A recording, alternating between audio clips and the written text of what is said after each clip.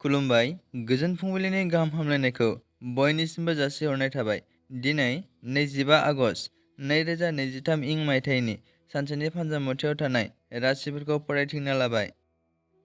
मेष राशि नखराव जेंना जानो हागौ, धोन सम्पति खहा जागोन, जेंना गोनां सान।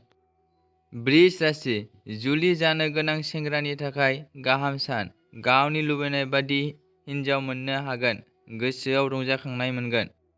मिथुन राशि गोजान लामा दावबायनो खाबु मोनगोन, लोगोफोरजों सम बारहोनो खाबु मोनगोन, रंजा बाजाजों साना बारलांगोन।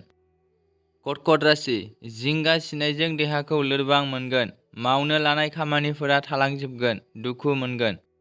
सिंह राशि गोसोआव उसुखुथु साननाया जायगा लागोन, सोरजोंबा गाज्रि राव बुंजानोबो हागौ, गोसोखौ गोरा खालामनांगोन। कन्या राशि धोन आरजिना लानो हागोन, मोननांगौ रांफोरखौ मोनफुंगोन, गाहाम सान। तुला राशि खहा गोनां सान, मुवा बेसाद बायनाय फाननायाव खहा जानो हागौ, सांग्राङै सोलिनांगोन। वृश्चिक राशि गोसोआव गोग्गो सानस्रिया जायगा लागोन, गुबुनखौ हेफाजाब होगोन, बयजोंबो अनसायजागोन। धनु राशि देहायाव हरखाबै बेराम नुजाथिनो हागौ, देहा फाहामसालियाव थानांगोन, धोन सम्पति जोबस्रांगोन।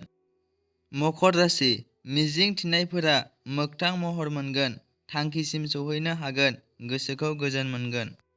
कुम्भ राशि धोन आरजिना लानो हागोन, मोजां खामानियाव आखाइ होगोन, गाहाम सान।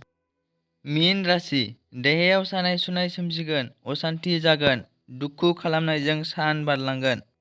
दिनैनि राशि फरायनाया एसेनोसै। बेजों लोगोसेयैनो बुहुमनि साफ्रोमबो सुबुंफोरनि थाखाय दिनैनि साना गाहामैनो बारलांनो थाखाय आनान गसाइनायाव आरज गाबनाय थाबाय। गोजोन्थों।